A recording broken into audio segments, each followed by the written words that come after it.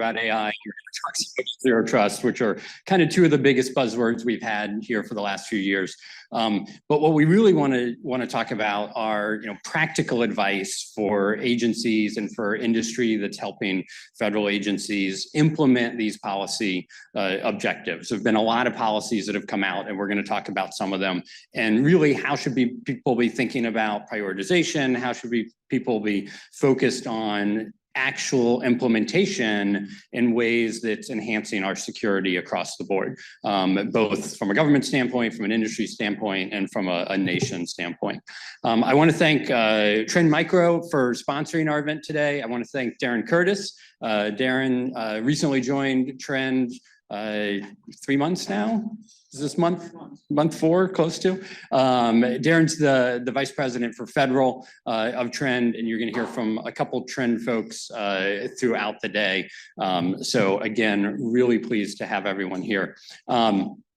We are streaming, and we do have some media here as well. Thank you all for being here. So we are on the record, to be clear, for all our speakers, all of which I think you knew in advance.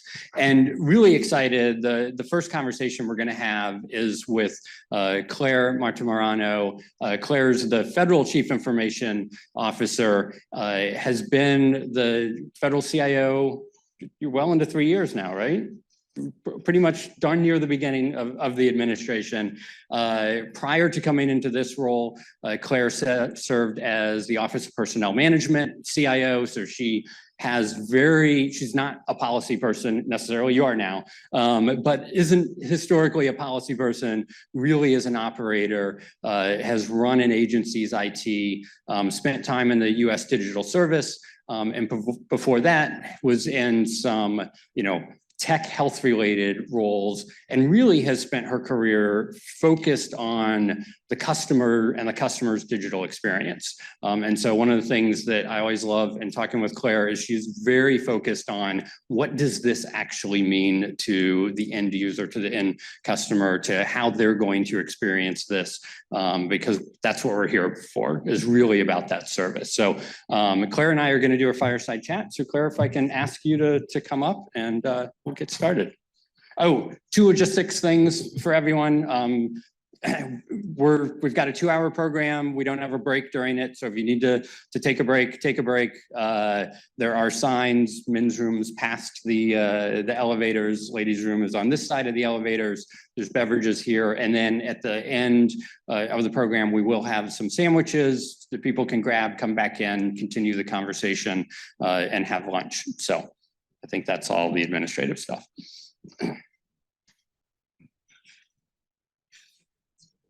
Yes, I see that part. Does yours work?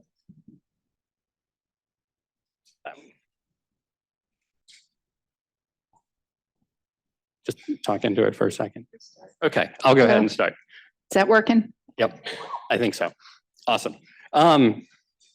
So Claire, as I mentioned, this administration has put a lot of policy out, came into the administration right on the heels of SolarWinds. And so whether it was the plan to do a lot of focus on cybersecurity or not, certainly had to do a lot of focus on cybersecurity.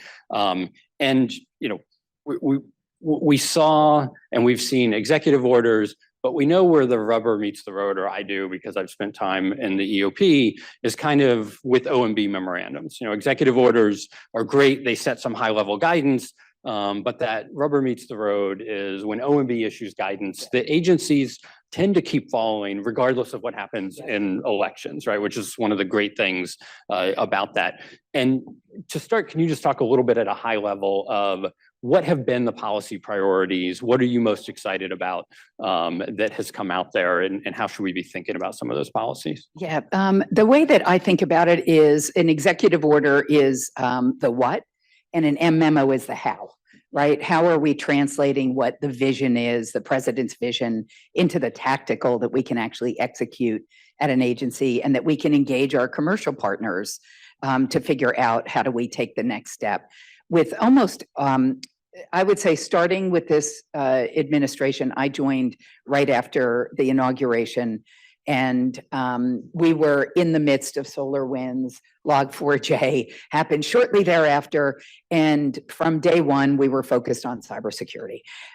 It was absolutely critical that we rallied together, working really closely with a lot of leadership coming out of NSC and Neuberger, really helping drive the formulation of Executive Order 14028. And but what we realized that we needed to do, because it was such a broad sweeping executive order, the focus was on trying to move us from a compliance regime to an actual impact regime, right? Really trying to make sure that we were not just box checking. In many agencies, there's a lot of box checking exercises, and we really wanted to focus on making sure that the security frameworks that we were putting in place were actually going to drive change. And one of, when that EO came out, and I think there were like 52 actions, and we built, I don't know how many trackers and spreadsheets were built across DC, but we had ours, and we're checking off when, when we knew something was public or when we didn't. But one of the, I think, more consequential items was M2209, which was really became and is the federal zero trust strategy. Can you talk a little bit about, what are the high level goals? And then I want to talk in a minute a little bit of like, what are you actually seeing? Yeah, the zero trust strategy, I think, was really different for a couple of reasons. Number one is it was written in a collaborative manner, something that we've coined human-centered policy design, because often at previously, we would write memos and our guidance from on high, right? We were sitting in the EOP and we were able to say, thou shalt do these unfunded mandates and do them within this time frame. And we realized that we were not going to be as effective if we continued to operate in that manner. So we put M2209 out for public comment. And we really worked and did a lot of outreach to academia, the private sector, our colleagues across government in many security spaces, our DoD and IC colleagues. Like, this was really an all of us effort. A great quote Mike Duffy told me recently from CISA was, none of us are as smart as all of us. And we realized with zero trust, it was incumbent upon us to not just put out another security memo, but actually focus on logging, MFA, actionable things that we could measure and that we could fund, right? That we could build the funding mechanisms in, even though there's lag time between an M memo going out and possibly the budget cycle happening.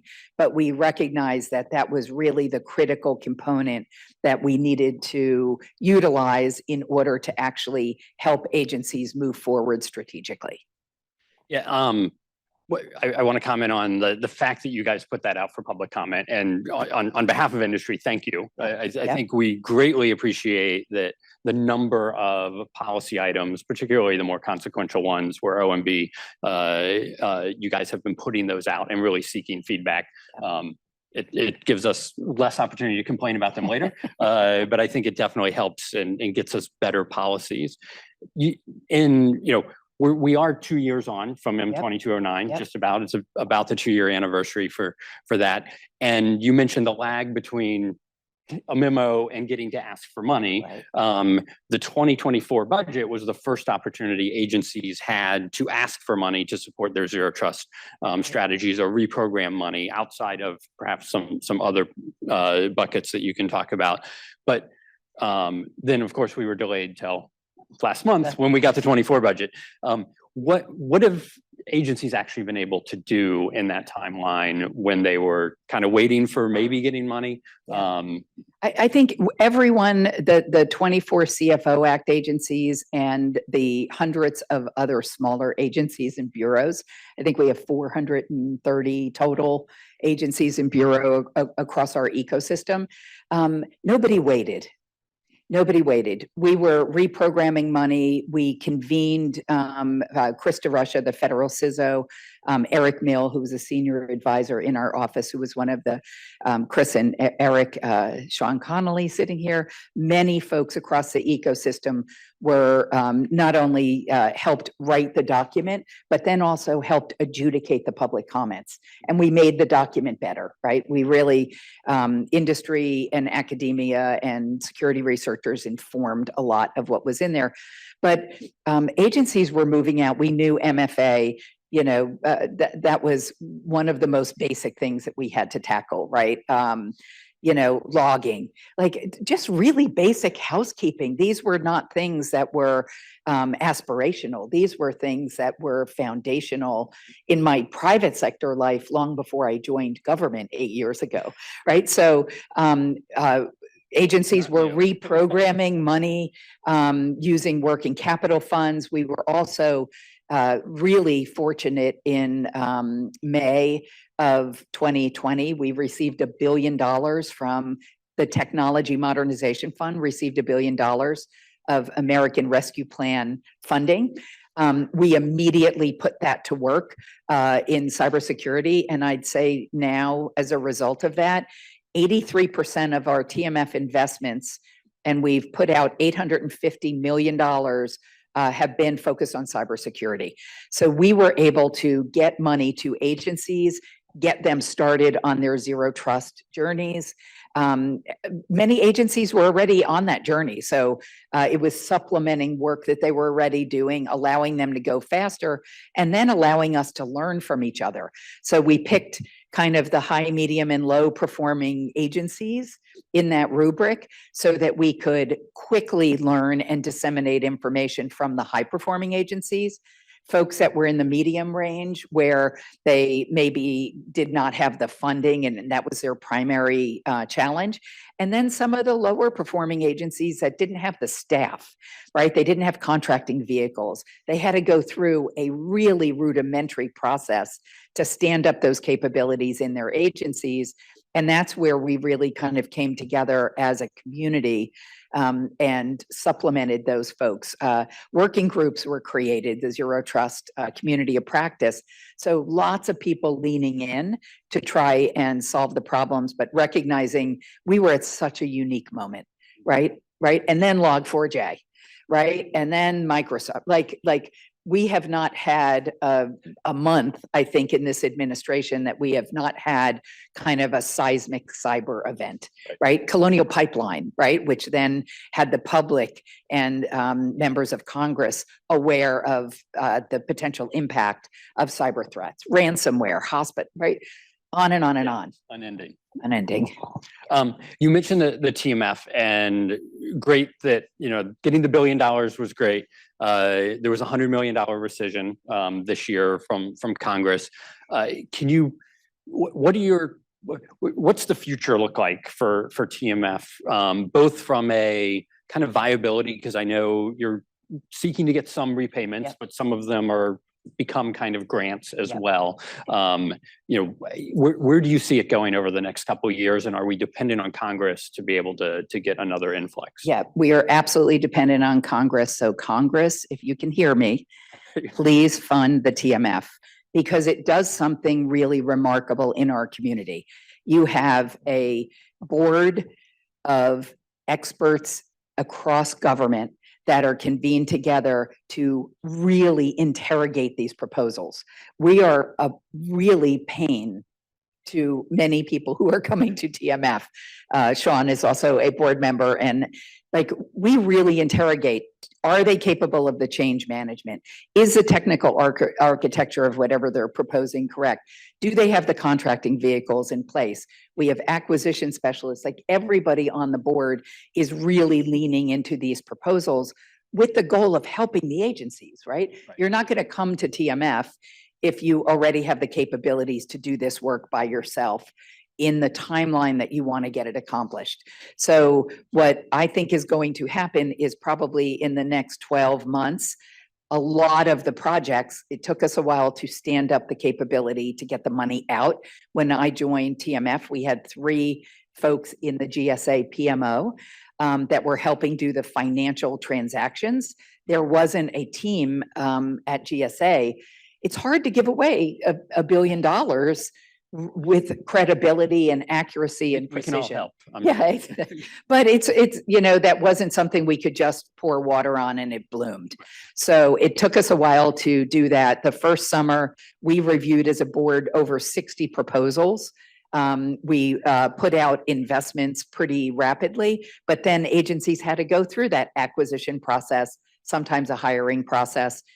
So I think you're going to start to hear some of the really wonderful success stories of TMF that are starting to come online now and in the next 12 months. It takes that long, right? I think that is also, to my colleagues in Congress, that is also something you can't just turn on technology, right? You can boot up a laptop for the first time instantly, right? Or turn on your mobile phone, but the complexities of our security configurations, our operational challenges at agencies, our networks, it's challenging. And so I believe that TMF works. It's a complementary funding vehicle for the normal appropriations process. We just reviewed something this week that is going to accelerate an agency's deployment by 2 years. Wow. Right? By giving them funding because they've already stood up capabilities and we can get them going that much farther, faster. And it's measurable, right? We are constantly reviewing. We do a quarterly review process with every single investment.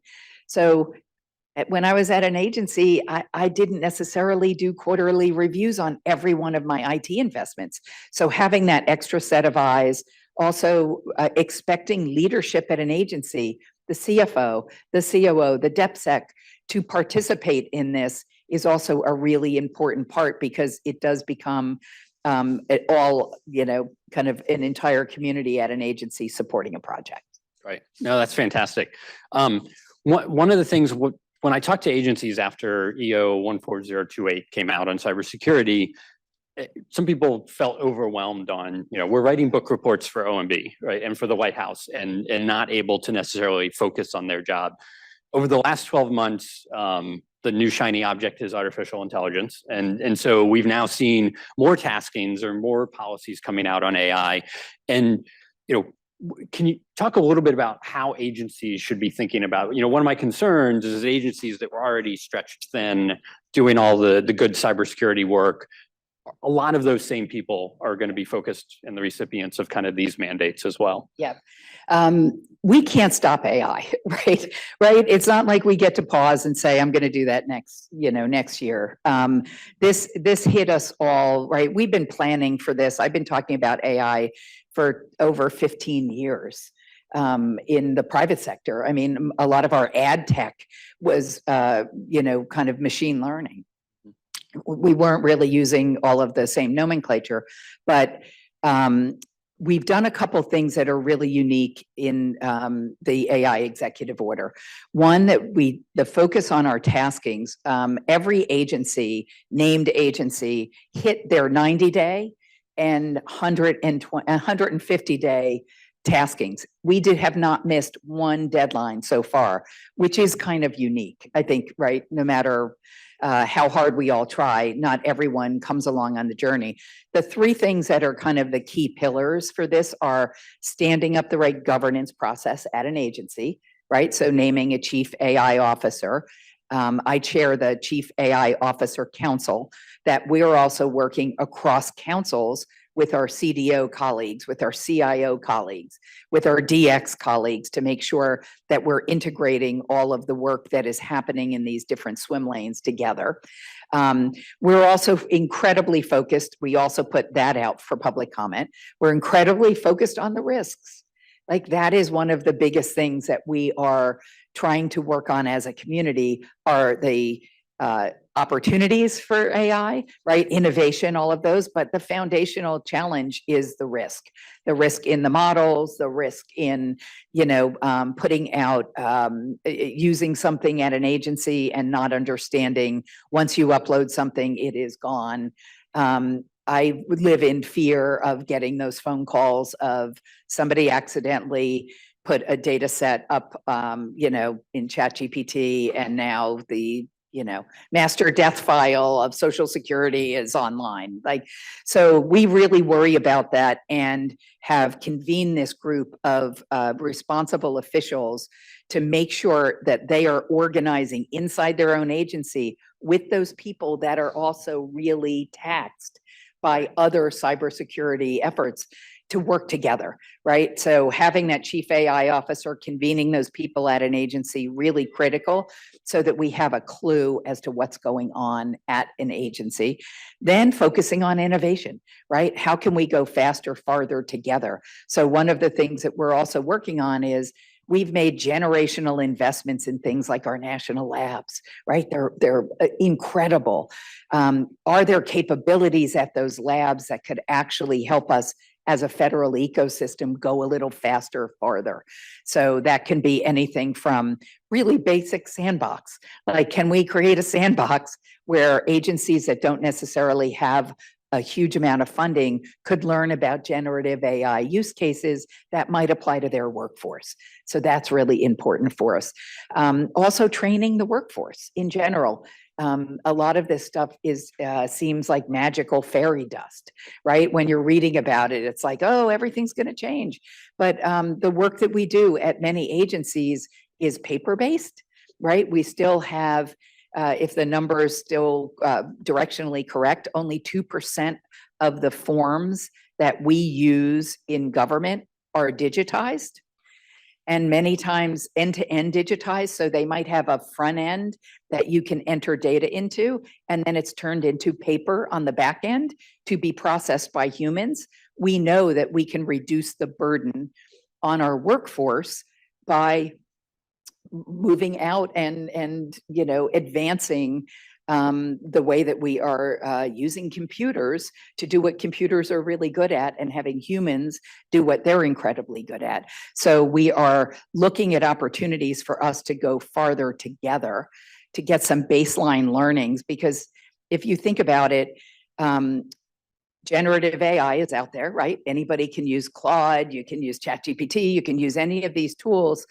And we have 430 agencies that are puzzling with, how do I benefit the workforce? How do I benefit my mission? How do I move forward utilizing these tools? And what I try to start everybody with is do the most rudimentary things yourselves to start to learn, because we have to learn as leaders, right? We can't just expect someone else in the agency to solve this. A chief AI officer is going to focus on the governance, the risk, and the opportunity. Every one of us has to go on this journey in the 21st century. No, absolutely, absolutely. What should we expect over the next 6 months from a policy standpoint? Is there more coming that you can talk about? We are focused on implementation. Okay. Right? That is where we are at this moment. We have put out a lot of great policies, and we really are trying to work collaboratively with agencies to help them go further with what's already on the books. So I don't have any news to break about some new policy that we're cooking up, but we really are focused on working together collaboratively, making sure agencies have the right talent, right? Talent is a really big challenge for us. For our private sector and industry partners, it is really important that you read our guidance. We're telling you, giving you all the clues in our guidance as to what potential opportunities there are. So in the digital experience space, where I also spend a lot of my time, I constantly tell people our digital experience guidance is a 10-year revenue roadmap for you. If you look at it, it tells you what we have to do, and then meeting with your partners to find out where they are on their journey, right? You can intersect what your capacity is or what your product suite is in your company and help an agency go on that journey. So the same thing with our AI guidance, the same thing with our zero trust guidance. Please read it. Please participate in the public comments. We have a procurement RFI out right now for the private sector for AI. It's open for public comment on the Federal Register till April 29th. Please go online and participate, because we can't get better as a government unless we have that partnership with the private sector and academia and all of this whole community of people that are working hard to make sure that we're delivering for the American people. Great. Any closing thoughts, final comments for the group? I would, for anybody who is interested, there's also a lot of job opportunities in government, right? We are always looking for people that have been in public service and then leave to go into the private sector to benefit companies, people that are in the private sector coming into government for a period of time or a tour of duty is really an incredible experience, because I think you are a great example of that, Grant, right? Having been inside government, outside government, being a convener of all of us together, you learn an enormous amount when you're sitting at the table in a different seat. So I would just encourage people to encourage people in your community to come and do a tour in government. No, that's great advice. It really is a partnership, and we appreciate the partnership that we have with you and your office. And thank you so much for taking the time to spend with us today. Thanks so much, Grant. Have a good day, everybody.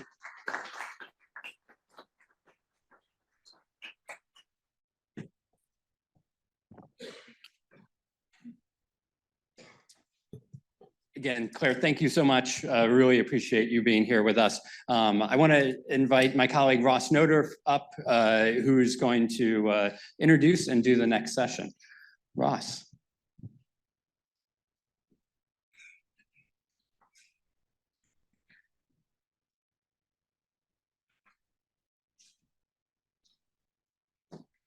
All right, thank you very much for joining us today. That was great. Thank you, Claire, for being so candid with us.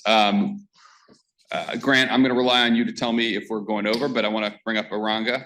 Aranga is the Assistant Secretary at the Department of Homeland Security for cybersecurity. We're very lucky to have him with us today. We're going to do a fireside chat, and he's also willing to open it up for questions from the audience. So as we're talking, be thinking about what you want to ask Aranga. He's got a wealth of experience he'll tell you a little bit about his background, but from the National Security Council, he worked at the Department of Justice. He's a wealth of knowledge. I plan to go at him pretty easy, so we'll save the hard one for you guys. So, before I sit down, Aranga, can you introduce yourself a little bit more thoroughly than I just did? Sure. Is this on? So thanks for having me. Just to briefly hit my brief bio, my name is Iranga Kahangama. I'm currently the Assistant Secretary for Cyber Infrastructure Risk and Resilience at the Department of Homeland Security. So the executive responsible for that policy portfolio. Been in the job about 2 years, 2 years next month. Before that, I was at the National Security Council, where I was actually hired by Grant back in 2019 as a career FBI official.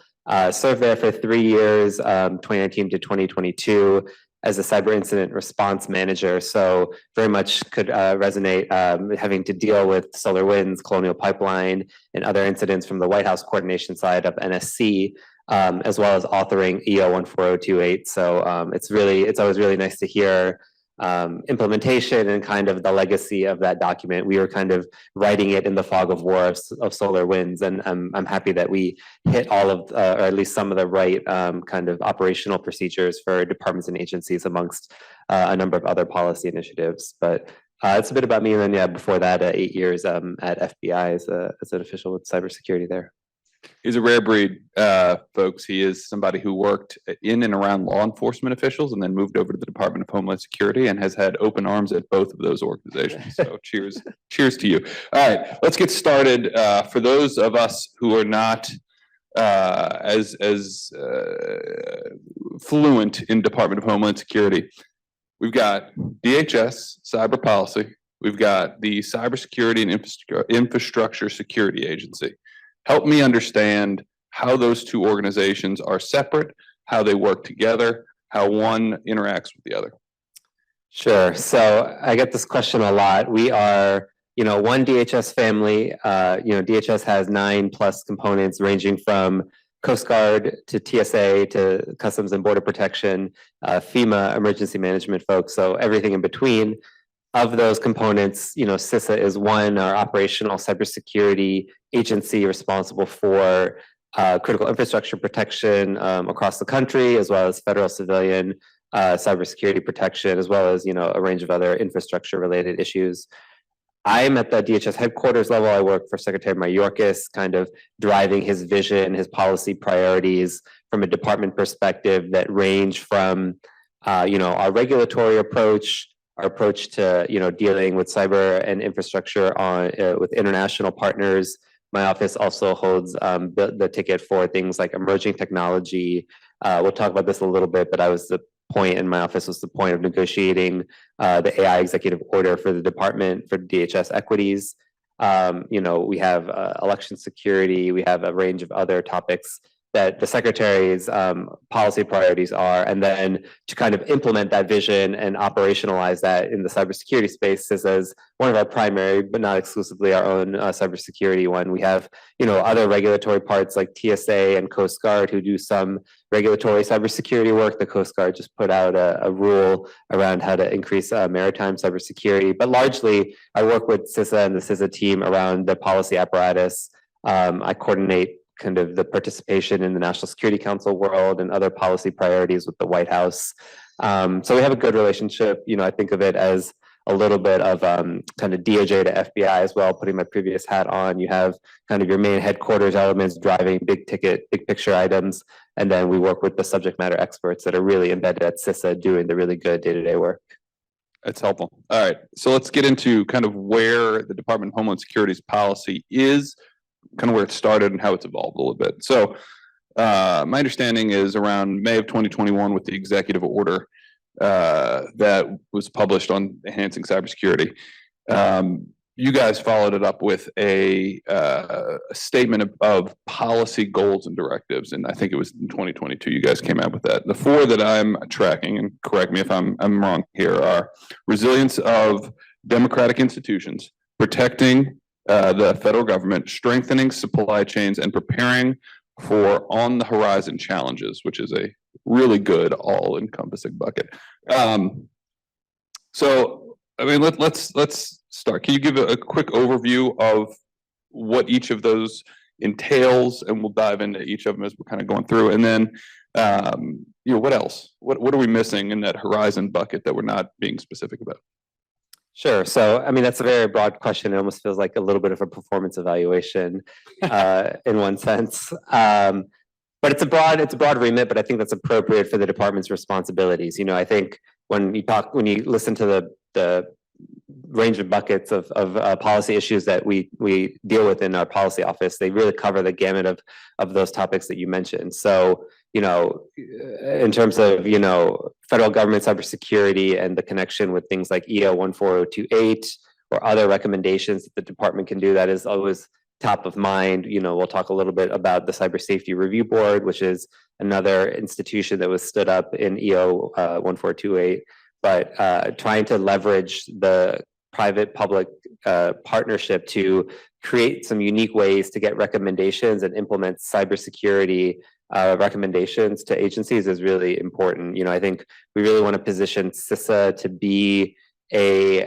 broad, overarching, helpful hand to departments and agencies, whether that's providing guidance, providing threat detection and mitigation, conducting shared services on behalf of other agencies, really the broad spectrum of how we can help support agencies, often in coordination with Claire's team or Krista Rush's team over at OMB.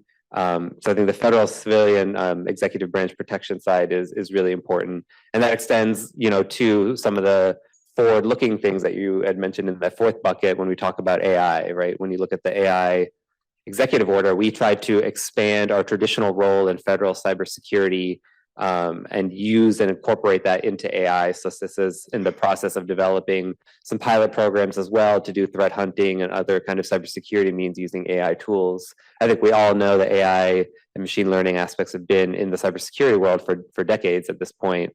But really trying to leverage the current suite of tools that are out there and create a robust roadmap for agencies to use those tools in AI to develop cybersecurity for their agencies is really important as well.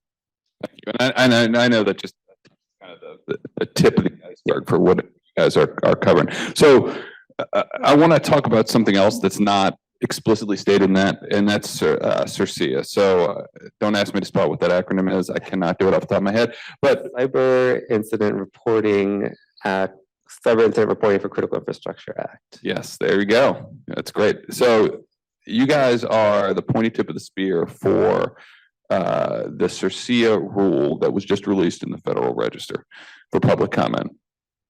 Can you tell me, A, what you're hearing so far about that? Two, I mean, this is not something that you guys are just throwing out there willy-nilly. You've been working for a while now on kind of seeing what the range of cybersecurity incident reporting requirements looks like. So where are you at in the information gathering process? What are you hearing right now? Where are the directions of the comments headed, and what do you expect to see going forward around CERCIA? Well, I think the first thing we hear is we want more time because it is about 400 something pages. And so, you know, I fully acknowledge it is a very robust document. If you haven't seen it, you should take a look. But I think the length of that document is actually reflective of how seriously we're taking it. When Congress gave us this mandate, we took it as a game-changing piece of legislation. We see this as kind of a no-fail mission for cybersecurity in the department. Its goal is to provide a comprehensive, authoritative set of data upon which we can further conduct cybersecurity measures, right? I think whether you think about the range of cyber attacks in this country, including ransomware, we don't know what that denominator is. There's a specific condition in CERCIA to report the payment of ransomwares. And so I think we will be able to get our hands in better around what that payment ecosystem looks like, which leads to things like disruption abilities, recovery capabilities, better understanding trends in that type of environment. When you look at the traditional reporting, you know, I think some of the big things that come up that we want to make sure we get right include how we are defining a critical infrastructure entity or a sector. And really, we delved into detail in the rule about what that entails. And that, you know, I think people should really look to understand whether they are in scope or not, because I think that's going to be a bit of a complicated thing for people to work through. Everyone knows the timeline is 72 hours, but I think having the comment period open and then us to publish the rule within 18 months of that period closing should also be considered a bit of an implementation period for industry, right? Like you should be reading in my opinion, the rule and the proposed rule through the context of how will I implement this? Do I have the personnel, the system, the internal operating procedures and standard operating procedures within my company to be able to comply with this? I think, you know, we've had this the law out for a year and a half, another year and a half of the public comment and rulemaking period. So I think for industry, you know, we try to encourage them to start thinking about how to actually implement it, even if the details are still being fleshed out. The last point I would make is I think we are thinking through the rule and how we published it through a harmonizing lens. And so that is really important for us. I would make two broad points on that. One, Congress also gave us, requested us to do something called the Cyber Incident Reporting Council at DHS in the same legislation as CERCIA. This was an effort my office ran where we convened all federal entities and identified all existing cyber reporting requirements. I think my team found something like 54 different reporting requirements, often with stakeholders needing to report to multiple ones. And so using and thinking about CERCIA in the context of how you actually can drive some harmonization in the domestic ecosystem is top of mind for me. So as we consolidate around some of the CERCIA rules, the time, the incident reporting forms, you know, what's actually being asked for, we need to think about it through harmonization. The law itself offers two-way information sharing. So there's clauses where CISA can enter into agreements so that other entities can have their reporting requirements satisfied by reporting to CISA. So we're excited to kind of start thinking through with agencies about how to get those MOUs in place. And then likewise, there's a substantially similar reporting clause where if your reporting structure is substantially similar to CISA, we can have both reportings count for the same requirement. So we're thinking about that in the domestic landscape. And then I would just flag that we also know that this is an international issue. Most of you out here are multinational corporations. You probably have a slew of international regulatory requirements. So we're starting to think about what that looks like as well. Our office recently announced a process with the European Union, looking at comparisons of incident reporting, the basic results of our CERC report, and then what the NIS2 directive and other European requirements look like, and how we can look at those. I think identifying where the gaps are in and of themselves is kind of a big, is a helpful piece, and then looking to see where we can harmonize, how we can be opportunistic when opportunities exist to modify a rule, to change something, to look at how we can streamline and harmonize around the same thing. So we're looking at it from a domestic and international perspective. So, I mean, look, that's great news. I think that's what we wanted to hear, that you guys are considering how to harmonize. I mean, I can say, just looking at this room right now, you know, one company I'm looking at right now has SEC reporting requirements. They have federal government reporting requirements, whether it be FedRAMP to CISA or FISMA related reporting requirements, and now CERCIA. And I will tell you that everybody in here really likes the 72 hours, much better than anything else. When you talk about international, you know, all of these things, we're worried it's going to immediately be just kind of a race to the bottom. And you know, I have done some incident response work. You have done some incident response work. You know that 1 hour, 6 hours, 8 hours, information you're going to get is going to change and evolve rapidly. And oftentimes, the question about what the value is, other than to know it's happening, is really kind of circumspect. So, how, when you say you're thinking about this and you're looking for responses, tell us what you want to see from industry on that would help you guys kind of crack the nut on being able to harmonize across those different reporting regimes, even domestically. Like, what do you guys want to see? Just pointing out the timelines that are discrepancies, like from individual companies, or would you like to see recommendations and suggestions for workflows and processes given the current ways that they're interacting? Like, what's the best use of people's time in the audience? Yeah, I mean, I think the best thing that we can get as government officials from industry is a really granular level of, you know, how you all operate. I think we are obviously aware that harmonization is hard. Everyone says harmonization is hard, but I think it's a much more clear argument and something we can think on from policy lenses when you actually explain to us how a company works through it. I think we know how incidents work, but I think where the gap tends to be is how companies differ in their implementation and thinking of actual reporting structures, right? So, you know, I could tell you, I don't want to call you on hour 2 of a massive incident that you're dealing with because you're going to be a little busy. But I think even when the dust settles and we're talking 72 or other timeframes, how is our 72-hour rule, you know, how does needing to satisfy our 72-hour rule infringing on your ability to do another regime's report and vice versa, right? I think we see a lot of these rules in a narrow silo, and I think industry gets them all as one broad swath wave of reporting requirements. And so, you know, harmonization is hard mostly because each agency and each entity doesn't want to give up their own set of information. But I think if you can paint the picture of how you all are providing a broad swath of information and that we as the government should think about getting that holistically as opposed to in silos would be really helpful. So that real tactical kind of challenges that you face, I think, is always really helpful for us to know. Thank you. Thank you. That's helpful for all of us here. All right, let's switch topics a little bit. There's been a lot of discussion or buzz or interest in the recent CSRB report. Now, we know that the Cybersecurity Safety Review Board was stood up by your office and has been kind of shepherded over the last several years. Can you talk to us a little bit about the CSRB? Tell us what it is, what it was set up and constituted to do, how you guys select the different incidents that you review, and then about this most recent report. What is the process? How long, you know, it's been a long time in coming. How did you guys get to finally decide and go on publication? Sure. So I think the best intro I can have is actually correcting something you said, in that it's not the Cybersecurity Review Board, it's the Cyber Safety Review Board. And that might seem like a minor difference, I still remember the night in EEOB where we invented this, writing it into the EO. It was over a glass of whiskey, like 9 p.m. But we specifically changed it from security to safety because we did not want this board to just be a very wonky kind of like IT-oriented cybersecurity perceived board.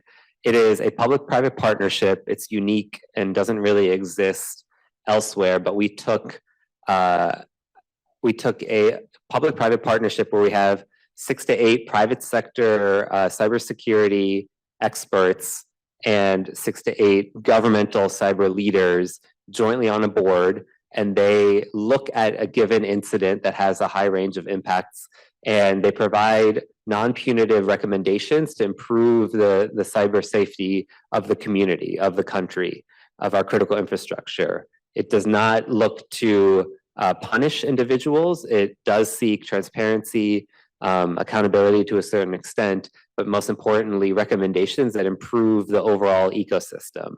And so I kind of, I say that, and I'm correcting you facetiously, but I think it is an interesting way that we try to intentionally prove it. And now for me personally, it's been really interesting. I wrote that into the EO in 2021 and then came to the department in 2022 to like understand how it was being stood up and developed. And that was a really interesting eye-opening experience. And now I'm really interested to be involved in the operationalization of it.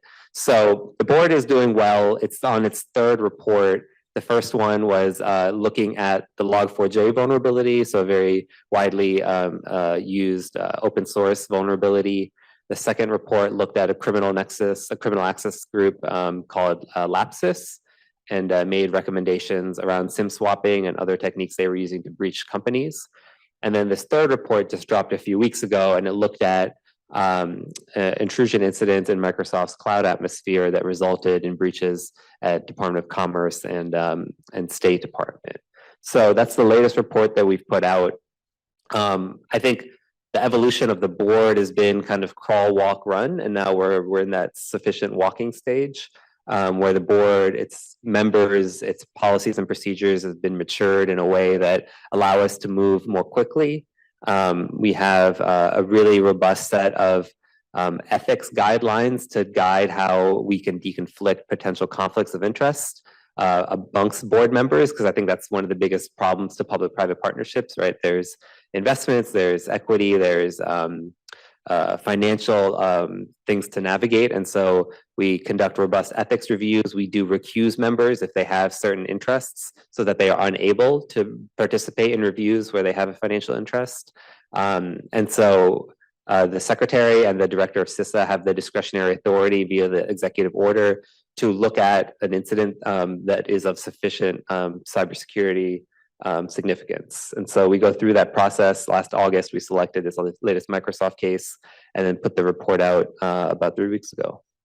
So in follow up to that, I mean, we can talk about each of them individually, but Log4j, there was I think it was an emergency directive, if not a binding operational directive, followed by some policy guidance, right, for updating.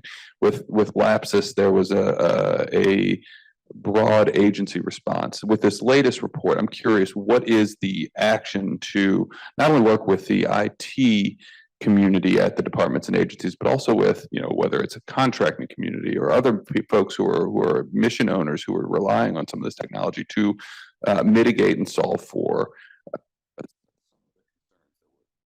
some of the concerns that were spelled out in that report? Yeah, no, I think that's a great question. So I think we take a general approach that we take to all of these reports is that we provide recommendations. We put recommendations out there broadly for the community or industry to take on, but we always try to task ourselves as well, because we frankly have the most authority and control over our ability to do something as the federal government. So, you will see in this latest Microsoft report, we task ourselves and the government to do a couple of things. I think one is going to be some recommendations around FedRAMP and how cloud service providers are kind of looked at from a FedRAMP perspective. If that FedRAMP process needs to be a little bit more iterative and able to be keeping up with some of the software security and security issues and recommendations that we put in the report. And then I think the big thing is going to be CISA and the role CISA will play. So we have in the report a number of technical recommendations that are, cloud security best practices. We're, starting to think about how CISA can convene cloud providers and provide some sort of oversight or accountability in the sense of certifying and identifying what practices these cloud providers are using so that there is transparency and accountability to the public. And then documenting, that they are using these practices, or in the case of them not using it, like publicly saying that they're not going to be using it as well. So I think the CISA recommendation, I forget which number in the report it is going to be a good one. And I think this is part of a broader strategy and broader use of procurement tools that the administration has really doubled down on for emphasizing it. I think the reality is we're kind of dealt the cards that we're dealt with in terms of the authorities we have and the ability for us to mandate things on industry. But some of the few tools we do have is the power of the purse. And so just like with the EO and other administration efforts to do self-attestation forms to ensure the software reliability is being implemented, as well as some of the pending FAR clauses that CISA has. This is just part of that broad suite of things where we want to leverage the points of procurement, investment, and use to drive that change in the absence of any other authorities. Thank you. All right. So Grant's telling me I'm out of time, but I'm going to take the liberty to offer the audience a couple of questions. Anybody have any questions?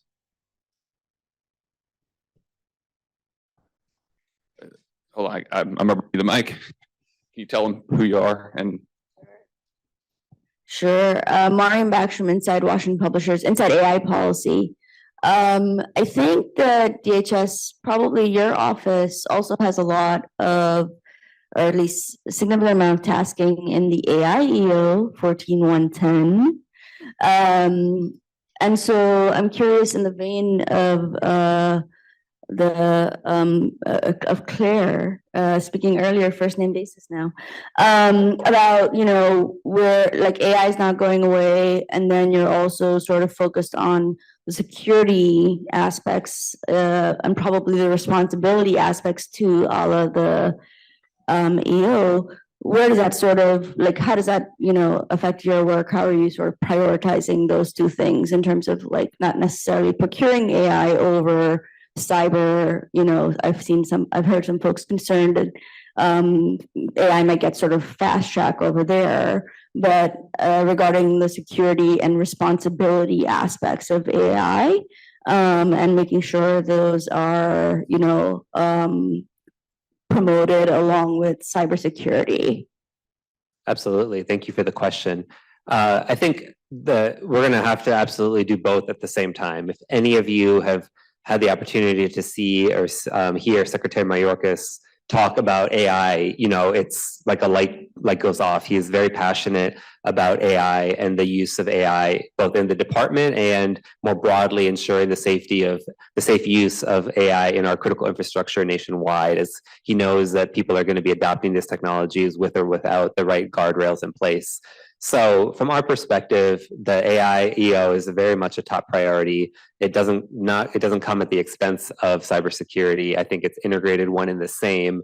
We have multiple teams looking at both of these issues, and I think CISA and others have been really good partners in leading on this effort.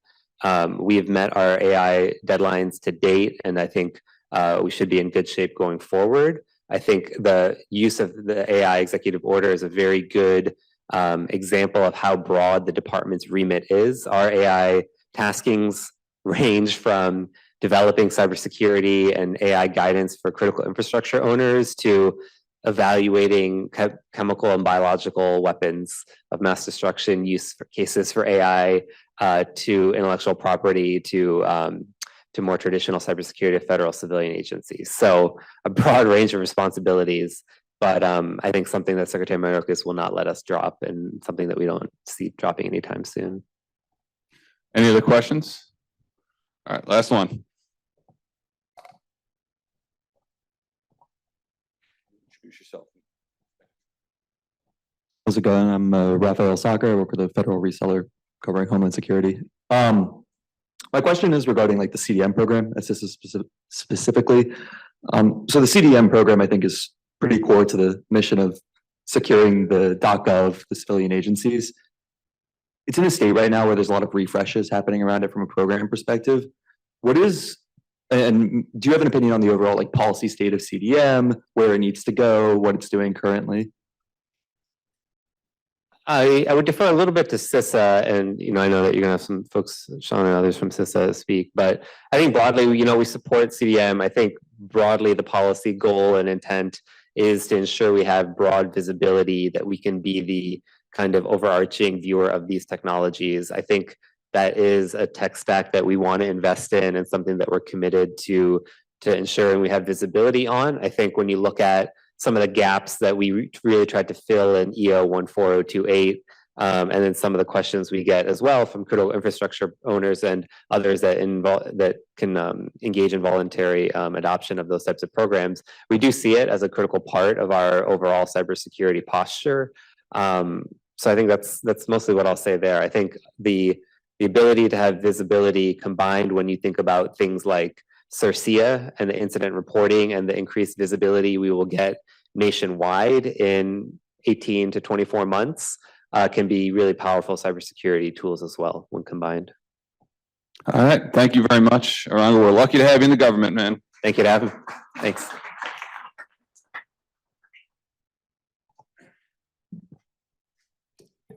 Thank you, Aranga. Thank you, Ross. Appreciate it. Now I want to ask David Abramowitz, who is a senior technologist for Trend Public Sector, to come up. David, I think there's a lot that we just talked about that ties right in with your conversation. So why don't you come up? Come back, Craig. Yes. There it is. Should be quicker. Yep. Okay.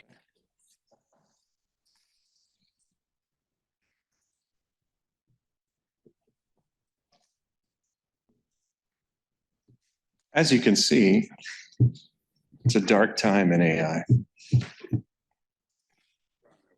Okay. The timing for this is actually perfect because we had an internal meeting yesterday where we talked a lot about AI and what our strategy going forward around AI will be. So good timing on this.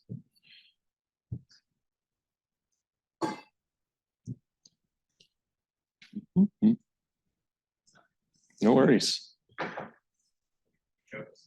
I was going to say, Claire mentioned, if the OMB ever came out with a original heavy metal band, Master Death File, which she talked about, would be absolutely the perfect name for it. Well, that's me. Hi, me. So well, that's a little too far.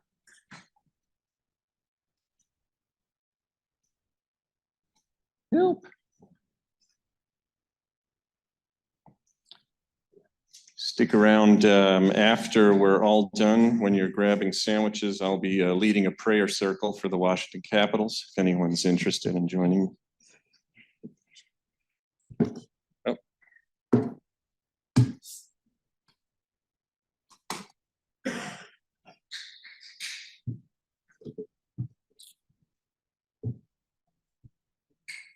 Take me back. Okay. So is this the one? Yes. Okay. Great. So here are the topics that I'm going to cover today during the presentation. And if there's anything you have questions about, please fire them away. But this was actually, like I said, a presentation that was given to us internally. I decided it was opportune time to just rip a piece of it off and take the relevant pieces to present to you today. So in order to understand where we're going with our strategy around AI, it's important to also look back to where we came from. And both speakers mentioned that AI has been around for a number of years, and for sure, we've been using it for a number of years for a number of different things. Back in 2005, we used it for business email compromise in email. So what we could actually do is use AI techniques to learn the writing style. We called it writing style DNA. So learn the writing style of an executive of your choice. You could enter multiple executives. And over time, we would learn their distinct writing style, how they spoke, the language they used, the words they used, and then use that information to be able to detect fraudulent emails. So business email compromise from those executives. So that was back even in 2005. We've used it, and I know it was mentioned before under a number of different names. You'll hear machine learning and other techniques and behavior monitoring, which have been part of our scanning engine capability for a number of years. And then moving forward just recently with technologies like Companion, where we're actually sitting alongside a SOC analyst who's doing some threat analysis and providing some intelligence based on all of the data that we've collected in that AI model. So those are just a few of the ways that from 2005 to today that we've been continuing to use AI. Where we want to focus now is, since we know that a lot of agencies will be adopting AI, is to allow them to do so safely and take a look at all of the different pieces and parts and make sure that any adversarial uses we're getting out in front of. So there are basically two, our strategy is really around AI divided into two areas. One is security for AI. So when we're talking about security for AI, we're really focused on helping you avoid, excuse me, potential security risks, sensitive data exposure, unsanctioned uses, policy violations, those kinds of things.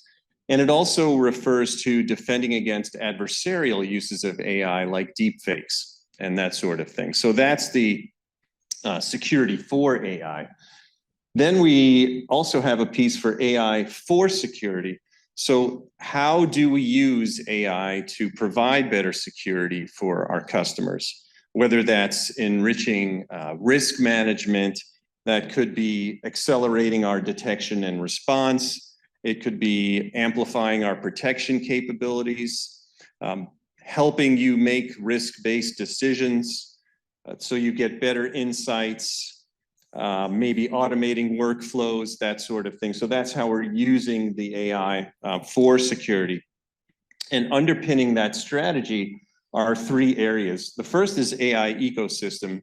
And what we're seeing right now, and this goes back to a meeting I had with a customer of ours years ago, where we came in and we knew that they were using another vendor's product.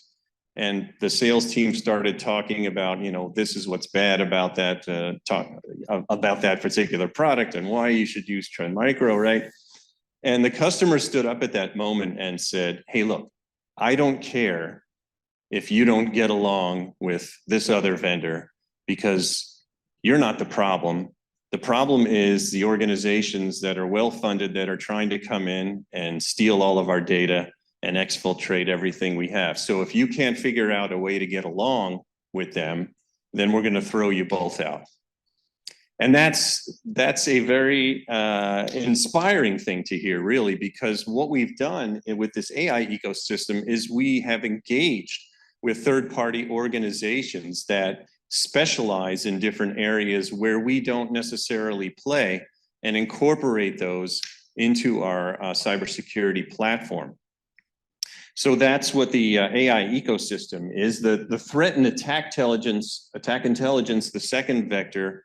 This again comes to us mostly from two pieces of our organization internally. We have a forward threat research group that works with CIA, FBI, Interpol to take down cyber criminal organizations. And through the acquisition of HP years ago, we also brought ZDI, the Zero Day Initiative. So if you're familiar with the Pwn to Own competitions where we assemble threat researchers, vulnerability researchers from around the globe, they demonstrate their exploit of vulnerabilities which are not known yet. We will purchase those, inform the vendor, you've got 120 days to come out with some kind of fix or a patch.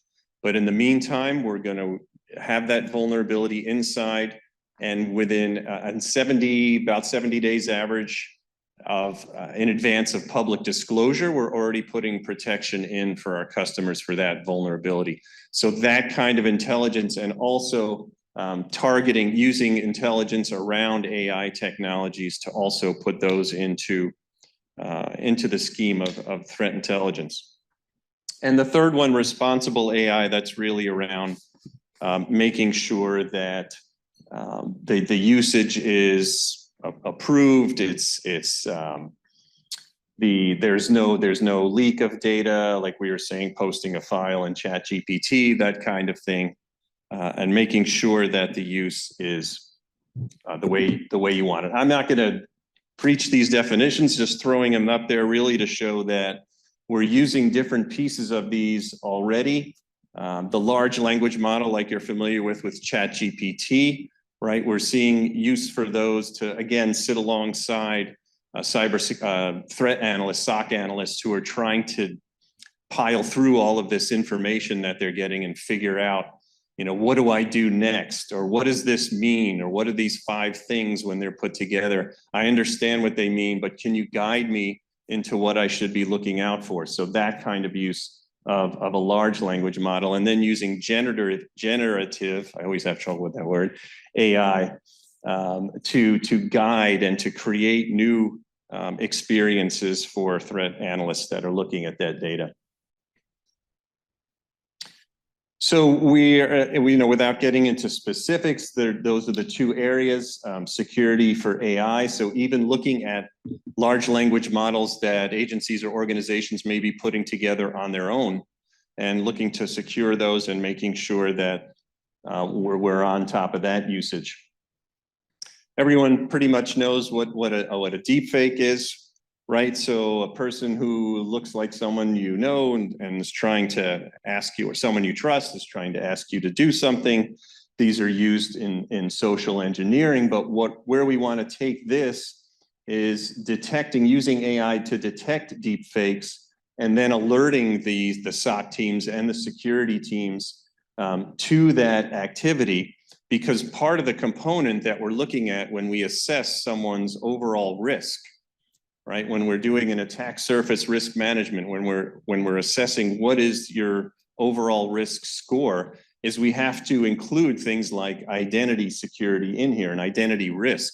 And so this falls under that category as something new that we're going to have to look at when we're assessing identity risk. And in terms of AI for security, this is where we're going to start seeing that a lot in attack surface risk management. And like I was talking about before, this companion model where we're sitting alongside the SOC analyst.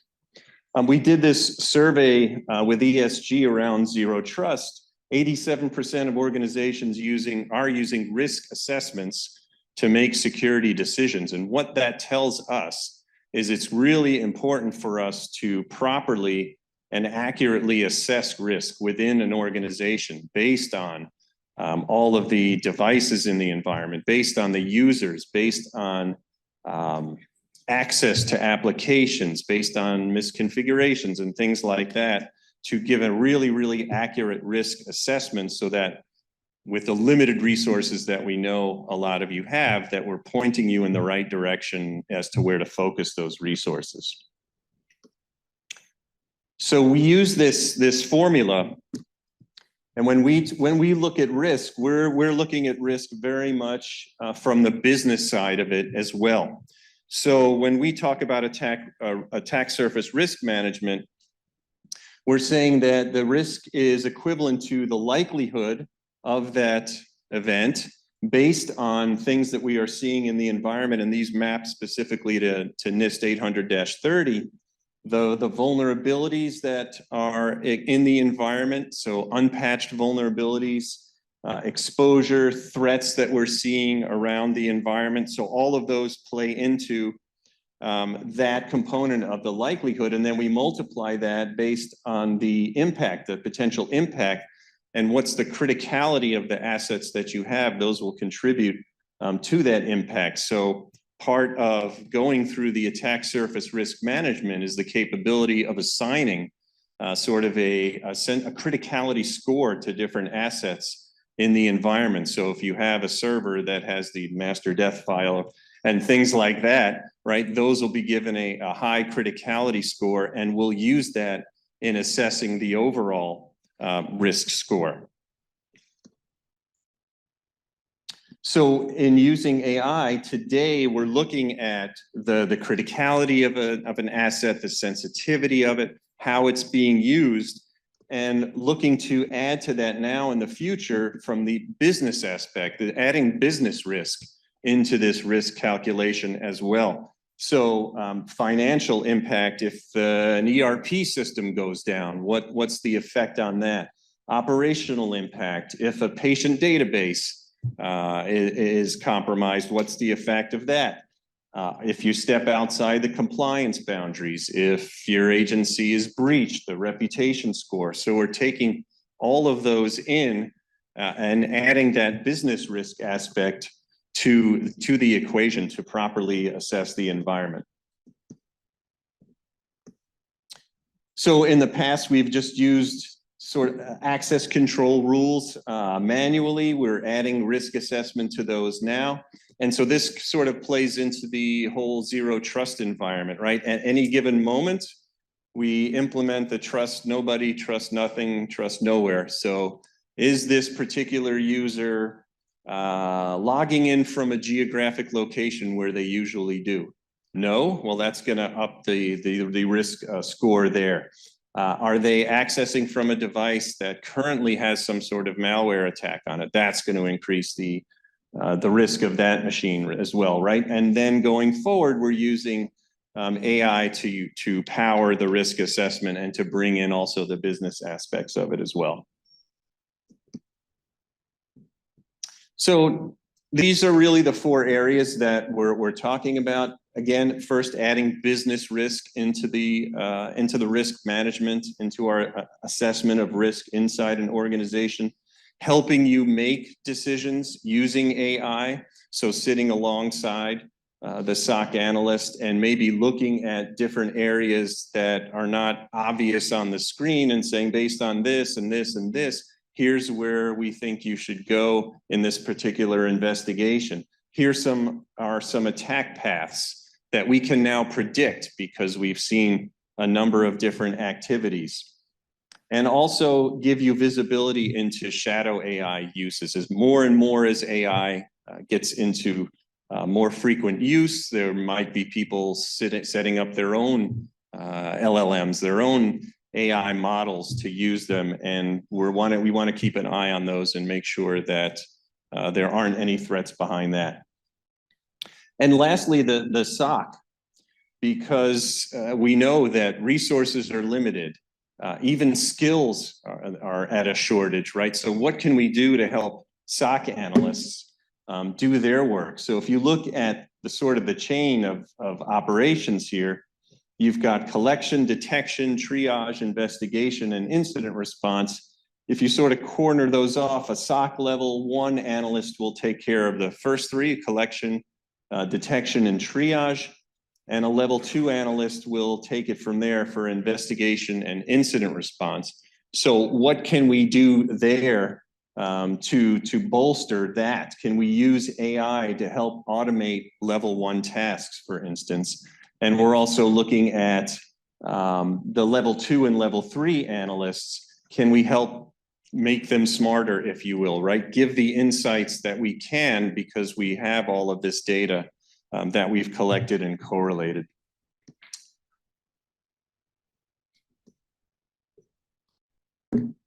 So this is where we're going with AI, just to summarize. Intelligent guidance, right? So giving guided analysis, guided response. There's a ton of data that's being considered when a SOC analyst is analyzing a threat. So we have a lot of knowledge and a lot of correlated data that we can help to prioritize the actions and help focus the attention on where it should go. Smarter security services and AI.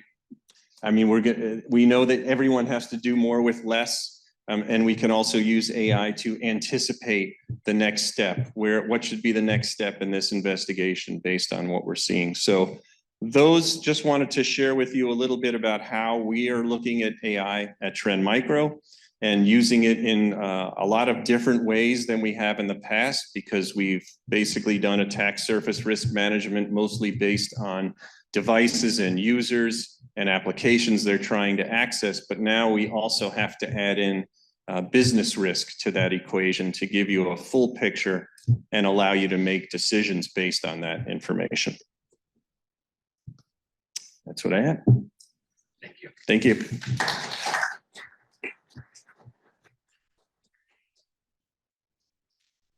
Thank you, David. Appreciate it. And I think really, you know, as these tools and capabilities get into and integrated into the tools that we use on our daily basis, if I can ask our panelists to go ahead and come up. We've got a panel today to talk, and I think it's a good segue, you ending kind of with the SOC analyst of, you know, what should people be thinking about as they're looking to actually do implementation? We have David Chow, who's I think a global strategist for Trend Micro, and who will introduce himself and the panel. We've got Artie Chen. Artie is the Chief Technology Officer for the Federal Highway Administration, part of Department of Transportation. We've got Angela Lacovia. Lacavera, apologies, who is a principal cybersecurity engineer for MITRE. And we've got Sean Connolly, who's a senior cybersecurity architect for CISA. So if you guys just make sure your mics are on, and David, over to you. And I know we're a little behind, but we'll go a little over and hopefully be good. Right. Can you guys can you hear me?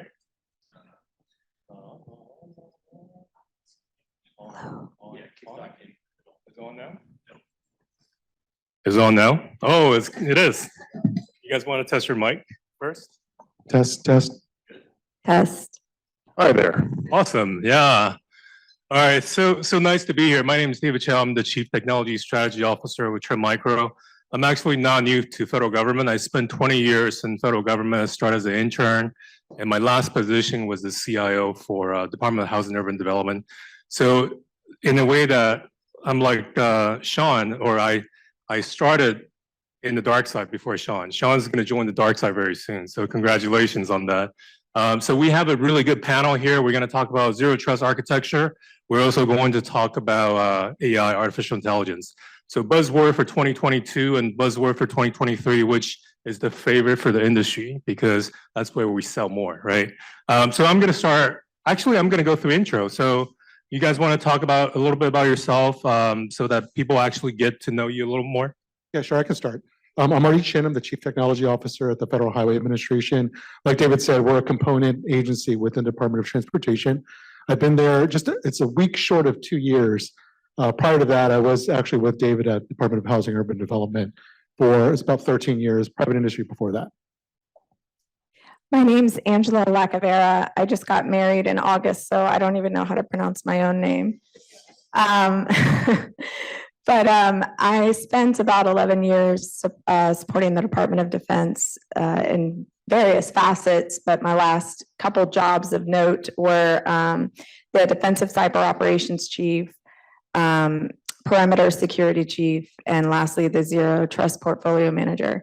And then I left and went to MITRE, where I'm now a principal cybersecurity engineer in the areas of cloud, AI, and ZT. Over to you. Yeah, hi, everyone. My name is Sean Connolly. As David mentioned, this is my last week at CISA, and so I'm going to be careful about some of my talking points. I want to segment off and leave some of the tech stack I usually talk about off the table just to protect everyone and, for full disclosure. But I've been with CISA for 11 years. I've been supporting the Trusted Internet Connections TIC since day one. Through Grant's vision back in 2019, we released the OMB TIC 3 memo. That's really the one that's started a lot of the agencies and how they can now redefine what they consider their perimeter and how they consider secure their networks in new ways. Same time as like everyone else talked about the zero trust effort. You heard Claire mention earlier all the efforts and actions that came out of the White House and the OMB towards zero trust. I've been a key supporter of that from my perch over at CISA. Then finally, Claire also mentioned the TMF, the Tech Modernization Fund. And again, A lot of discussion. We've just seen what David just talked about before in his presentation. A lot of that's cooked into what we're trying to do with the TMF as well. Thank you. Yeah, all those acronyms actually brings back memory. I remember TIC. I think I was at DOT when TIC first started.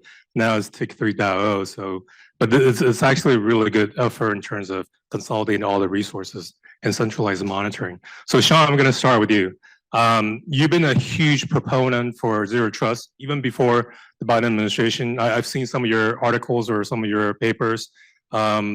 So can you talk a little bit about your observation in the past few years regarding to zero trust, right? You started from when people are not really talking about zero trust to the point that, President Biden executive order pushing out zero trust, as well as to the current date, right? I mean, it's supposed to deploy by 2024. So can you just share some of your observation and insight working in there, and as well as, really advocating for zero trust?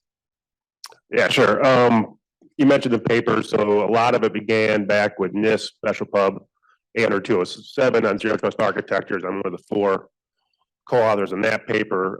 But even before that, we were talking, NIST usually had like a 2-day zero trust summit going back even pre-COVID. So it's been baking on the hood for a long time. And then when the executive order came out, of course, and we talked about the zero trust memo from OMB, that really accelerated the adoption across the government. And as Claire was talking about earlier,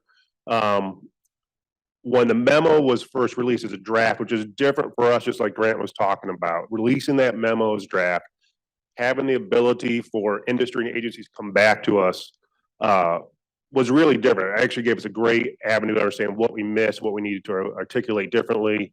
At the same time, we released the zero trust maturity model version 1, a draft of that. Same time as the strategy was released as a draft. And what's interesting, we've done a lot of requests for comments with the TIC documents. It's like 2/3 agency, about 1/3 vendor community. With the zero trust maturity model, it's exactly flipped. It's a 20-page document. We had over 500 pages in comments. I think like 80% of the comments were either from academia or from industry.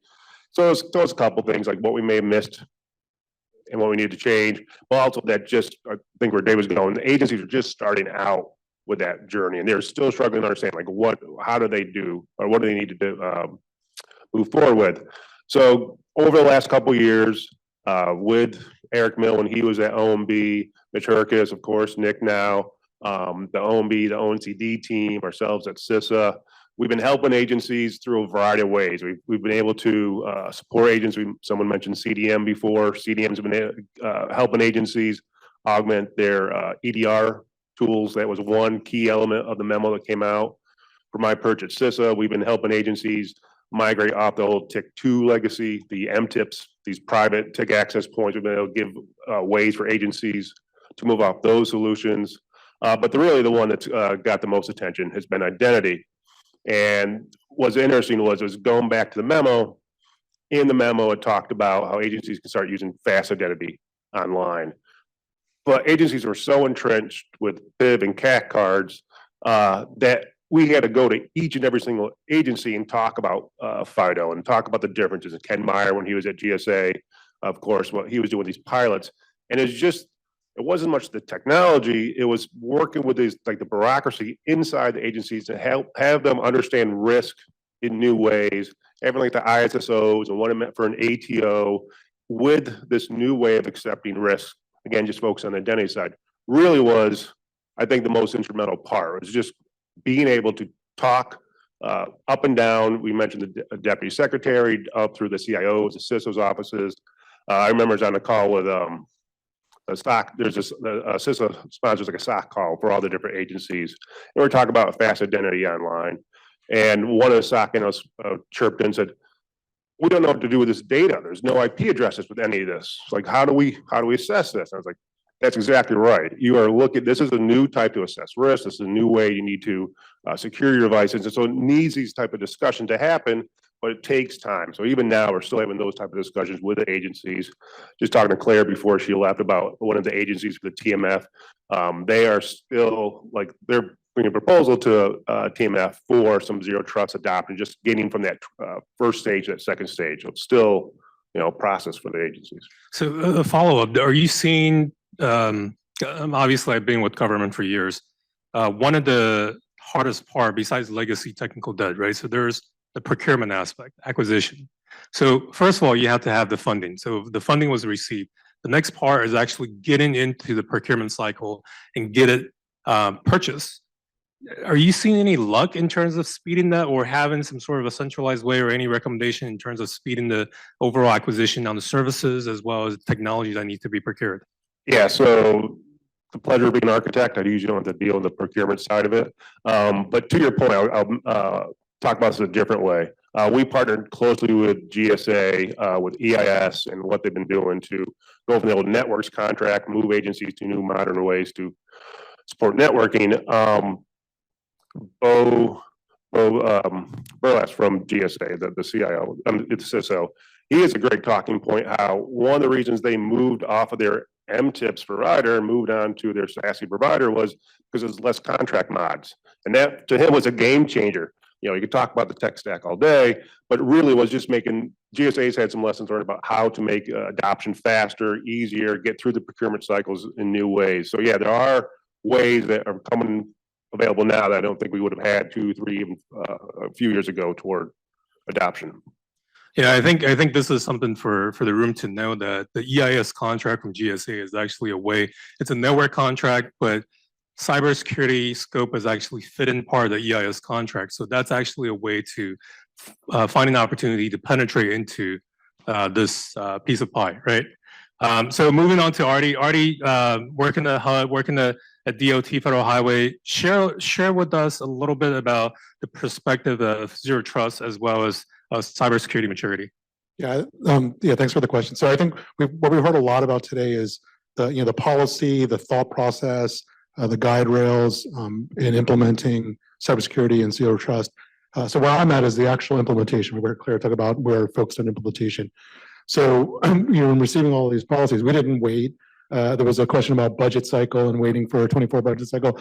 We didn't wait. We reprogrammed money. We found surplus funds. We actually started to embed cybersecurity and things that we needed to do at the application level as part of our regular maintenance of an application. So we just had to find creative ways to really implement all the policy and guidance that came from DHS and from the White House to meet all of our mandates. So what I will say is that what's helped me a lot is that there are 400 plus of me out there, and I don't have to do it myself. So the communication that we have amongst other of my peers and even within DOT, with other agencies and other departments, I don't have to reinvent anything. I mean, there are opportunities for me to innovate on my side, and then I share that again with my peer group. So we're all in it together. We're all trying to implement this together.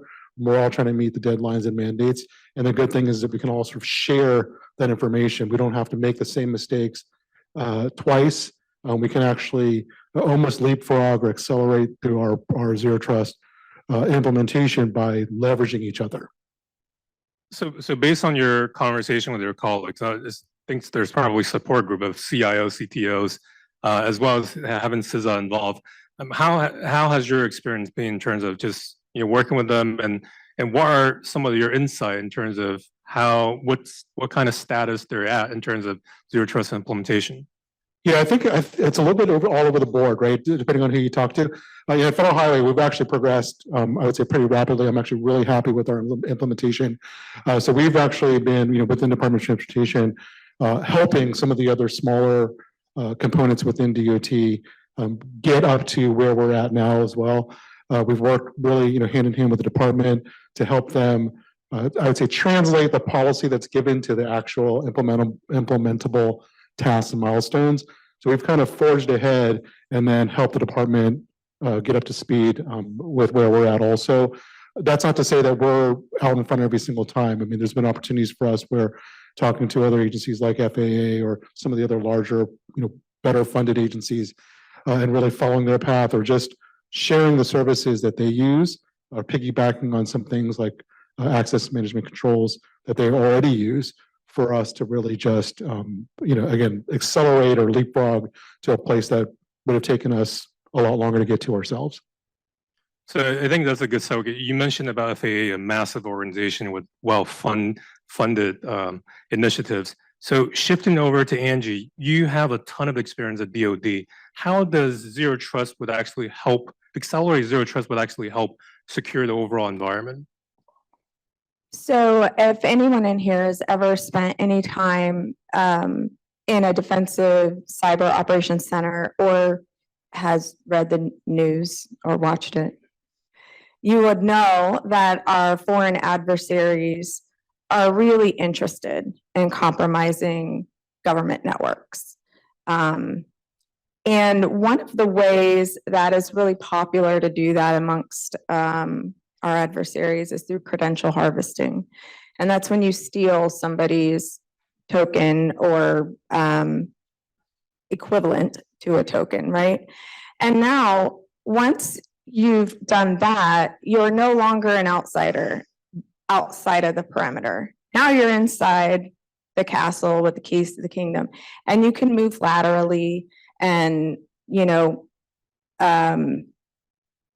get command and control of the network or change admin passwords. There's like a million bad things you can do once you're inside the network, and traditional defense tools struggle to detect that kind of activity.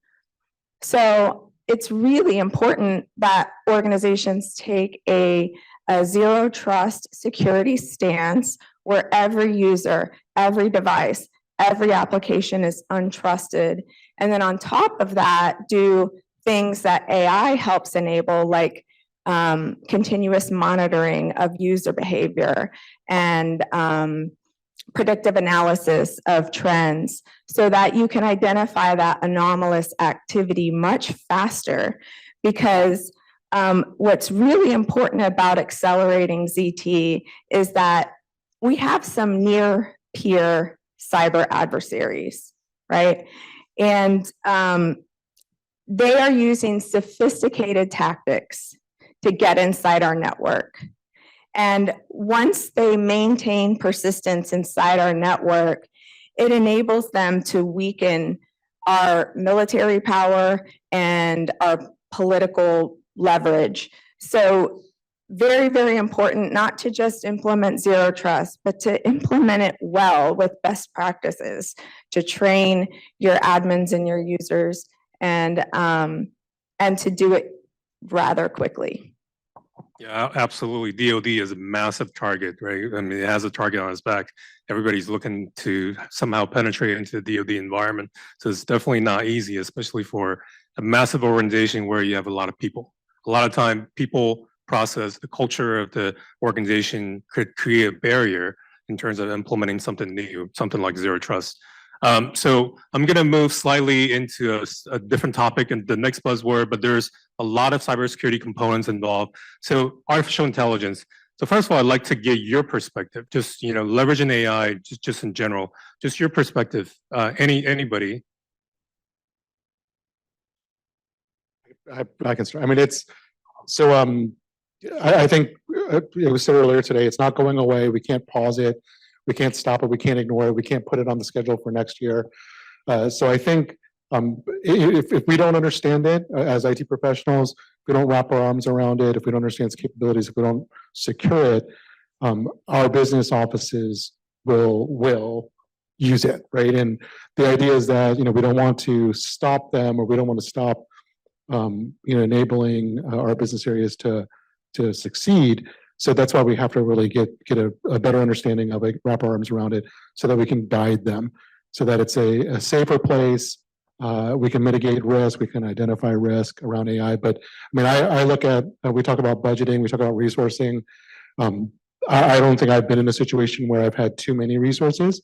So if we can leverage AI to sort of multiply our capacity, or even take some of the administrative or mundane or sort of standardized tasks off our plate, so that we can, I like to say, use our minds instead of our hands. I think that's really a great benefit for us, because I mean, the federal workforce is closer to retirement than they are coming into the workforce. So we need to find ways to increase or at least sustain our capacity. I'm probably going to make everyone cringe, but I think there's a lot of fear around integrating complex AI algorithms into our systems and maintaining those. And I think we need to not be so afraid and move out boldly and smartly. Because the biggest critical asset of AI is data. And what does the federal government have a lot of? Data. And the things that AI can do with that data in a matter of seconds would take an analyst at a SOC 2 weeks. So the ability to have knowledge and use that knowledge to make decisions to inform humans about how to move forward is critical in posturing our government to defend itself now and in the future. Perspective, selfishly more looking at the cybersecurity front, even going back to zero trust. Strip away a lot of the zero trust like Pixie does. And what is zero trust really? It's in my head, it's an equation. You need proof, you need evidence, you need something to justify why something needs to access something else. So you have that proof, but you also need the interoperability. Going back to this zero trust maturity model, ideally you want signals coming from the identity pillar, the device pillar, the data pillar, application network pillars. So once you have that massive signals, that massive proof, interoperability from all those different pillars, then that system, that solution, that architecture can start to build confidence in that system. That's really what zero trust is about, is building confidence, starting with no trust, moving to where you can have some level of confidence. And so one of the things is, like, I think the CrowdStrike report from last month, they talked about how the adversary, their breakout time once they get into something is, I think, it's dropped 5% quicker. But more concerning number in there was some of the adversaries are able to pivot and move laterally within 3 minutes of when they get in that first system, they've breached that first endpoint. And to your point, it's to the point where we can't rely on SOC analysts to be able to get in front of us. We have to rely on artificial intelligence. We need to lean again on all those signals and the analysis of those signals, be able to get in front of the adversary, get in front of these systems faster than we just have now. So it's a game changer. It's, we're starting to see it manifest its way across different industries in cybersecurity, but I think it's really going to be interesting over the next couple of years how AI can help build out what we've been trying to do with zero trust for a long time. Yeah, so I was going to lead into the question about your perspective of cybersecurity policy and practice using leveraging AI, but you guys basically gave the example of reducing the churn on the SOC and be able to process data much more efficiently. I am curious about, so since David brought up earlier about deepfakes, as well as some of the social engineering using ChatGPT or using some sort of AI capability to perfect the overall phishing capability. What are your perspectives of that, right? Since currently there's not an effective way to block those attacks. So I guess I'm the devil's advocate. I'm advocating for the other side from the devil's side. So what are your perspective of that? I'll take a slightly different perspective here. My wife's a 9th grade teacher, English teacher, and you could immediately tell the kids that are starting to use, ChatGPT or whatever to turn in their English papers. It's extremely obvious the difference between them.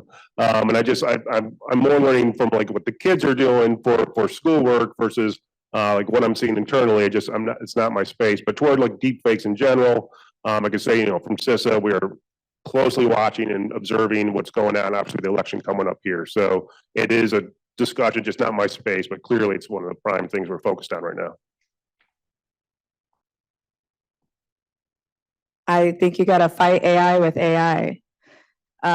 So I'm sure there's software companies out there that understand how deepfakes are manufactured and put together and then distributed. And I'm sure there are companies that understand how to identify those and then alert analysts to them. And so, yeah, once you're inside the network, you're now an insider. And really the only way to fight that is through zero trust technologies. So I would just fight it with it, with other AI software. Yeah, I mean, I would say the same thing, right? It's in a way, it's an arms race, right? So if bad actors are using technology that's greater than our ability to detect, then we need to start leveraging the technology to detect. So it's up to the industry to come up with the concepts. But I do think that the government can actually provide a lot of guidance in terms of the guardrail, the parameter, right? So since you all are cyber experts, any recommendation for CIOs, CISOs on how to secure, let's say if organization is looking to embark on the AI journey, leveraging AI for internal efficiency, what are some of the guardrails that you definitely want to advocate for before they start using artificial intelligence?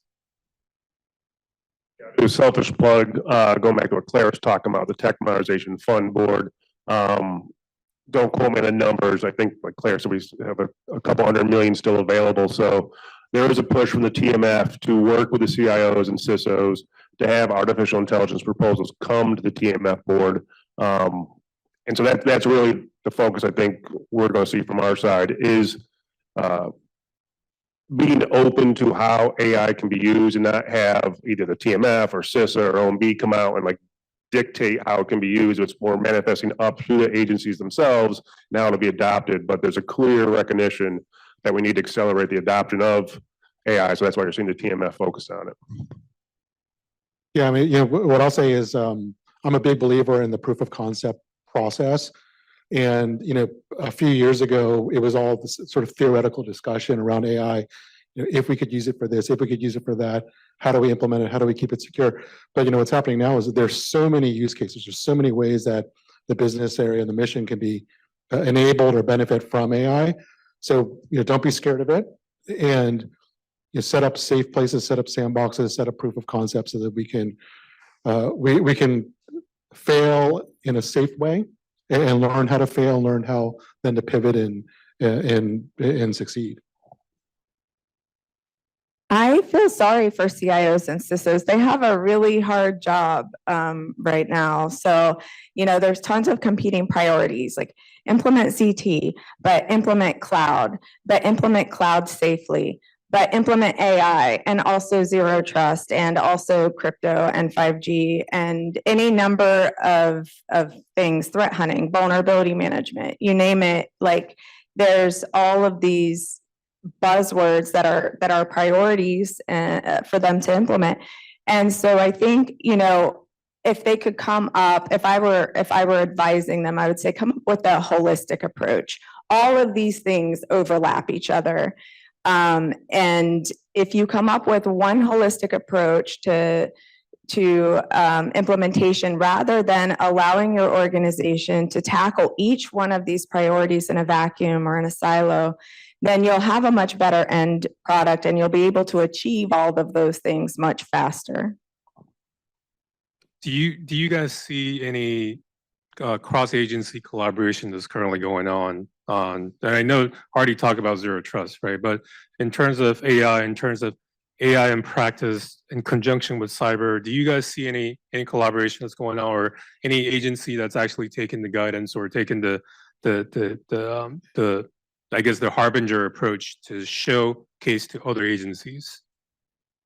Yeah, I mean, I think we're really at the beginning or the infancy of that. I mean, I think we're starting to talk across agencies, across departments about it. We're sharing drafts, we're sharing draft policies amongst each other so that we can at least understand, you know, this is what another department's thinking around AI. What I'd love to see is us, you know, 3 years from now when we actually have a shared service set up where we can actually have I don't know, like a government community of practice where we can go with our use cases and we can learn from each other. We've seen it with other technologies. We've seen it with sort of other evolutions through history in the federal government. So I think this is just the beginning of the next step. So I'm excited to share with other federal agencies. I've seen a lot of cross collaboration with DHS through CISA's efforts and NSA and DARPA, and along with all the federally funded research and development centers who often have a lot more capability to prototype and research and study something. to innovate. I think, those organizations that I named have basically set a benchmark for the rest of the government to follow. And I'll just say, with any kind of cross agency collaboration, you have a collective, intelligence, and that promotes consistency across government and innovation and creative thinking. So I hope everybody gets on board and talks to each other through a COP or a COI or some kind of community where they can share their great ideas. Yeah, I think for me, Claire mentioned it before, but that the working group that she helps chair, that's a key driver across the civilian executive branch agencies in general. There's been a lot of just open discussions going on about what they can do together, how agencies are advancing in different ways. So that to me is like the primary place that we're seeing the discussions move right now. Yeah, I think there's a lot of excitement going on, but then at the same time that there's a lot of apprehension, right? So, I mean, it's really appreciate your insight, you guys, how you're providing your insight, your honest feedback, and helping to drive a more maturity, more intelligent discussion about AI as well as zero trust. So really appreciate that. I think that's all the questions I have. Should we open up for questions, or are you guys okay with questions? Anybody?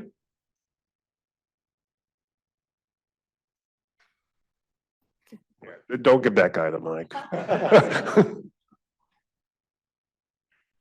Hi, Ross with Venable. Question for the two of you guys, kind of representing DoD and representing CISA.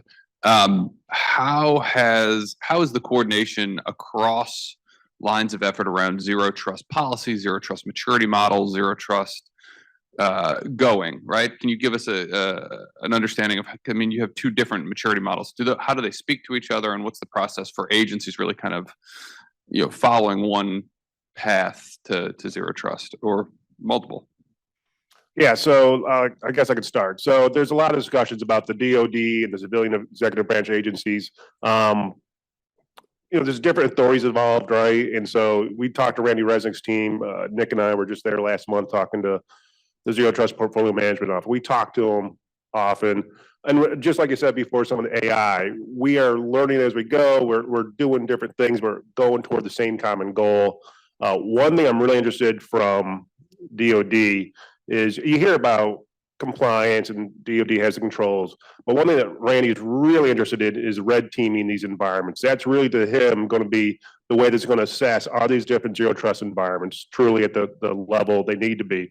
And so I think that's a great avenue for the greater government to explore. DoD is just ahead of where they can go with that type of red teaming. So I'm going to look to see where we can start from our civilian side, start seeing there's possibilities. Red teaming, John Sims, my close colleague, former CDM program manager, he's been working closely with GSA on some type of red teaming options for agencies to take. So I think that's one area where we're seeing like advancement from the DoD side. Toward the pillar question that Ross was asking about, honestly, most of it, when you look at the CISA, which has the 5 pillars and 3 capabilities, versus DoD, which has the 7 pillars and now like a governance umbrella. It's mostly aesthetics. We say the same thing, slightly different terms, but it's mostly aesthetics. Really going back to what we even talked about before, it's really about securing the data. And this is just different ways to show how we're securing the data. I mentioned before when we did the maturity model and we released the RFC and stuff, when we're building out that maturity model, I almost looked or realized that the pillars themselves, identity, device, application, network, we started to build the security controls around there because it's so hard to secure the data for the last 50 years. And so now at the same time with the advancement in technology, we can look at securing data in new ways. So I think, again, under the hood, they're pretty complementary between the DoD and CISA. Can you repeat the question? I'm having a moment.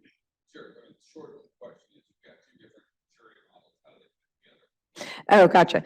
Okay.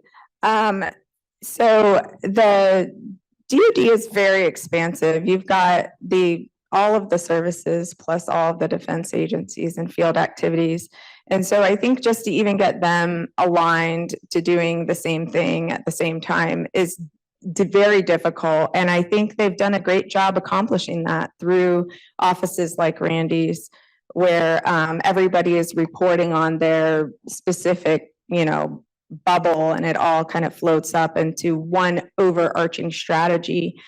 I know there's an AI RMF that has specific AI controls. I know that's often referenced, and I know that there are definitely several defense agencies that are constantly working with CISA to ensure, and NIST and others to ensure that we're all kind of moving forward in a similar fashion at a similar pace. I actually have a follow-up to Sean. So based on the 5 pillars, right? So typically that when people look at it, they look at from left to right. If you have to prioritize, do you start with identity or do you start with data? Yeah, I think we could start over. I think we'd start with the data, but I think the maturity of the industries of the other pillars, I don't want to like beat the pillars to death. It's just a way for us to structure our discussions with the agencies. It's really, there's not too, I know, like, let me put this a different way. We've had agencies come to us, and I think we put encryption in the network pillar, and agencies come to us and like, they're very defensive. We think encryption should be in the data pillar. That's great. That's not, we're not here to have these type of discussions. Just what helps shape our discussion with the agencies and show, again, going back to CDM and some of the programs, how we are messaging when we come at it. This is the way we're shaping our messaging itself. The other thing is also, again, this is aesthetics, but as the agencies go up to their maturity, right, from the traditional, the initial, the advanced, the optimal, I really think like those pillars almost collapse together and they're bundled tighter because you got to rely on each, again, the signals and stuff between them in a way you didn't the old traditional legacy castle moat solutions. Yeah, I actually agree with you completely. Back in when I was the CIO from 2018 to 2021, I actually referred to your document in 2020 in terms of zero trust implementation. And the way that we pushed out at that time was focusing on identity. But now thinking back, a much more efficient way is actually focusing on data and work backward, because anybody would know the critical data within any given organization very quickly.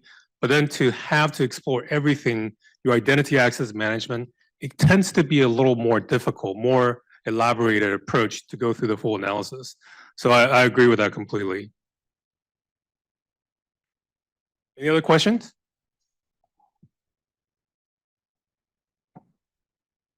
Okay, I think we're good. Thank you, guys. Appreciate it. Thank you, David and Artie and Angela and Sean. Really appreciate that.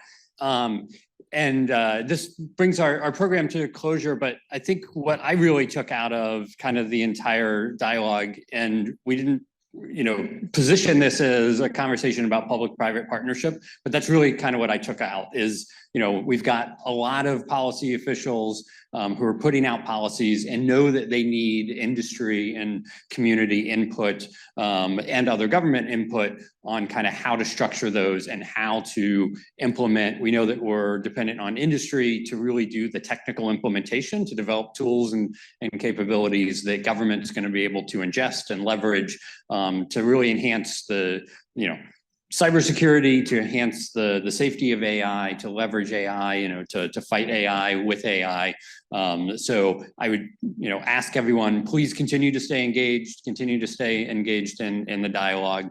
And again, really appreciate you all being here. Thank you to Trend for sponsoring us today.